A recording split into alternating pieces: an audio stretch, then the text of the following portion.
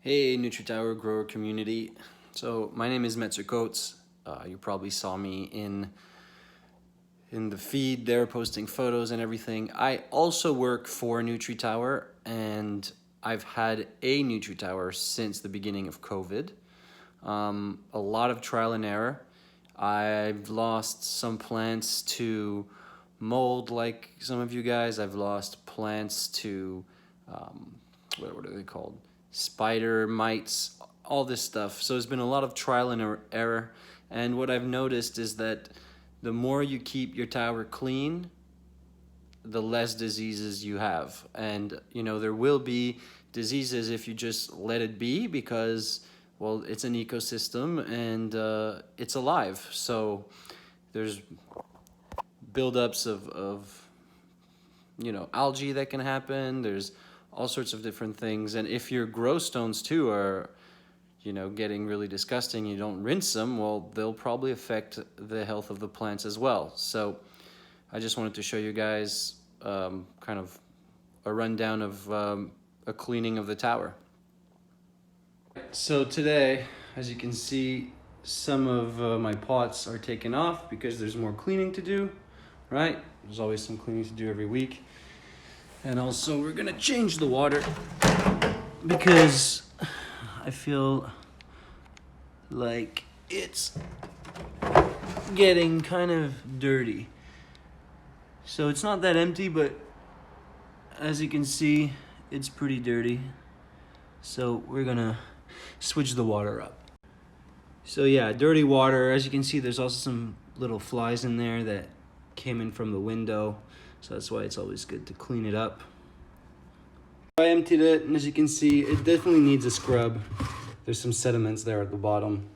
This is little details, but I think they make a really big difference. You always want to make sure that the water you're feeding your plants is coming from a really clean source. Okay, my bucket is clean, gave it a good scrub, got rid of the sediments, got rid of the bugs.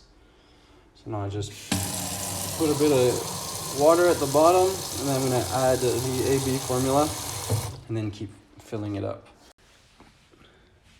Okay guys, and also I didn't film this, but I gave my base a good clean because you want everything to just be as clean as you can.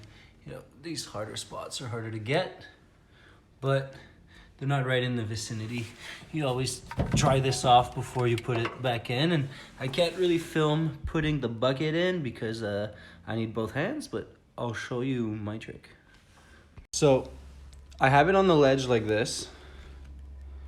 And then I grab the pump from the back in my hand. Sorry, you guys can't really see this. Okay, so I have the pump like this. And then I just drag it in, I let it fall in, and I push the bucket into place. Okay, so these are dirty, you see. There's some algae buildup. This one's not that bad. This one's like this because I actually just use it to fill up my bucket with water when I don't want to do a full refill. So I actually never have a plant in this one. And here there's a bunch of algae, and the reason why there's so much algae is because there hasn't been a plant in this one for a while, and just the water going on it and the sunlight, I guess it creates the algae. So I'm just gonna scrub these like regular glasses or bowls, and we'll be right back. All right, so all the pots are clean. Now it's time to set the tower back up. So now the tower's clean, the bucket is full, and all the tubes are pointing to the water and are not in the water, which is the most important part. So yeah, I fill it up, basically up to here, in this area. So there you have it. That's my cleanup for this week of the tower. Always clean it up. Always make sure your water levels are good and that your water's not too dirty. All right.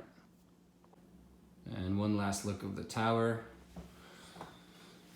Looking all nice and all clean. We like that.